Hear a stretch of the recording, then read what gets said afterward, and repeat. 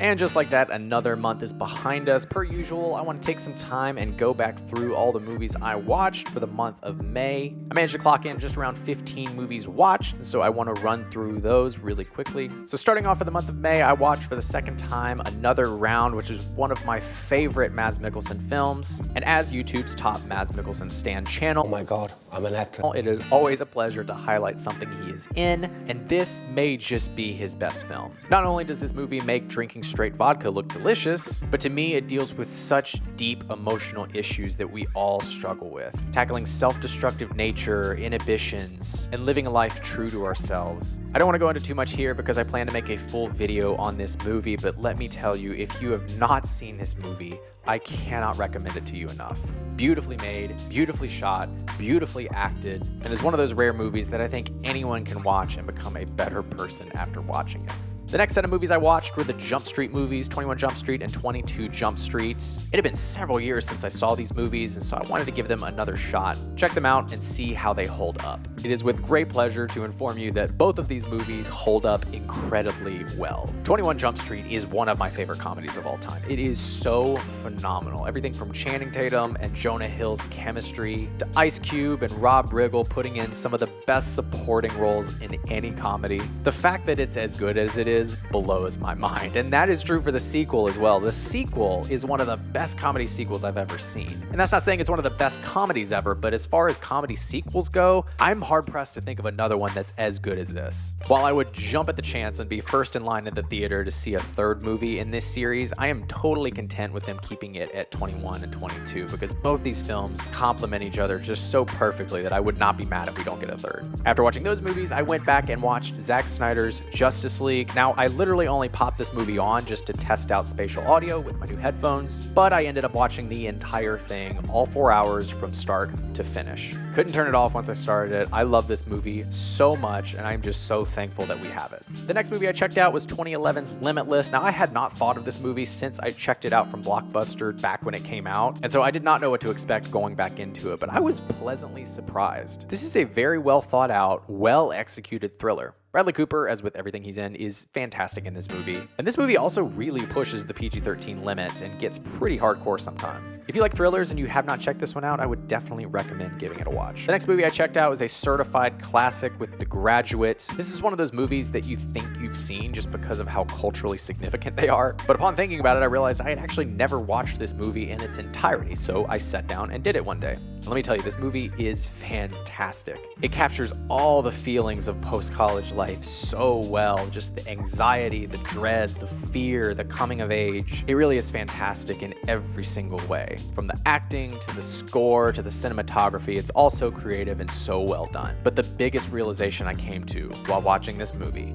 is that Simon and Garfunkel music is really just medieval tavern music for boomers who didn't get drafted because of a food allergy or bone spurs. I'm gonna let that sit with you.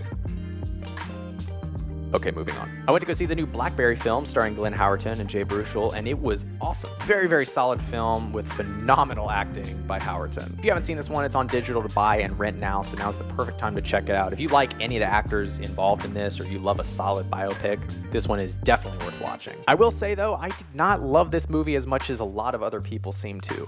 Everybody's out here giving it like 4.5 and 5 stars, or I'm sitting here with a 3.5 star feeling like an idiot. But that's not to say I didn't love it. I really, really enjoyed this film. I just don't hail it as like the best biopic ever made, but maybe that'll change upon a second viewing. Regardless though, I am fully recommending it to you to check out if you haven't seen it. The next movie I went to see in theaters was Guardians of the Galaxy Volume 3. This was the perfect ending to one of Marvel's best trilogies. The action in this film was breathtaking, particularly one scene in the third act of the film where it really felt like Marvel's answer to that one-take scene in Oldboy. While it was not my favorite Marvel film of all time, I think this was a fantastic movie, and it really got me excited for what James Gunn is going to do with the DC characters. I think the way that he can make weird and crazy things feel so normal is truly a gift and an essential quality for someone in his position heading up the DCEU. And around the middle of the month, I was having a really great day, and I decided to just completely ruin that and watch The Hunt. This movie is a masterpiece, but it takes a toll on you. If you have not seen this movie and you don't like emotional movies that will just wreck you,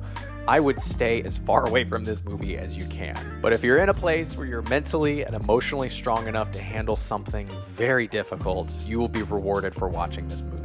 Mads Mikkelsen, again, as always, is phenomenal and just captures the pain, terror, and panic of false accusations so well. Despite being so hard to watch, this is easily one of Thomas Vinterberg's best films, if not his best. So while I can't give it as a broad recommendation, if you read the synopsis and think you can handle it, then I would say it's worth a watch. After watching that film, I was clawing for a palate cleanser, and so I decided to watch something a little more lighthearted, and so I checked out The Nice Guys with Ryan Gosling and Russell Crowe. And upon the rewatch, I remembered why I loved it so much the first time. Gosling and Crowe are absolute magic on screen together. It will truly be the greatest tragedy of our time if we don't get a sequel to this movie. It sets it up so perfectly and would be absolutely amazing, but I highly doubt that will ever happen, which is very sad. But thankfully, we at least have this film, and so if you have not seen it, definitely check it out. Another movie that I've been wanting to watch for years and never got around to, I finally checked out, and that is 1981's Excalibur. First thing I'll say is that it really took me a while to get into this movie. It is very unique and odd in many ways that you need to be ready for to appreciate it. There's a lot of choppy editing and some awkward performances at times, and the storytelling is kind of rapid, but if you can get used to all of that and kind of just embrace it as the film's style, there is so much to love here in this movie. This movie really feels like it came out 20 or 30 years before it actually did. I really think this was the last dying breath of a very special genre, and for that reason alone, this is worth a watch and some appreciation. Part of me wonders if this is the intended cut of the film or if this is a studio cut, because just the way it's so rapidly edited and just kind of jumps around through the story, it kind of feels like a rough cut of the film. So if you told me there was a director's cut or an ultimate cut of this film, that would make a lot of sense. Also, you cannot talk about this movie without highlighting the epic score. I had no idea that that song was from this movie. And if you don't know what song I'm talking about, type in Excalibur on YouTube and find the theme song. You know it, we've all heard it before, and it adds so much to this movie. Again, my only issue is just the unfinished feeling of it and how rushed some things were, but I loved this movie on my first watch, and I suspect it will really grow with me upon each watch, and I'll probably like it more and more each time. After that, I checked out another movie I'd been meaning to watch for a very, very long time, and that was 1997's Contact, Jodie Foster. That is all. Thank you for coming. No, she is so good in this movie. I can't stress how amazing she is. McConaughey is great in this movie, but I have no idea why he's in this movie. He doesn't really serve any purpose. I assume he's just there to sell tickets.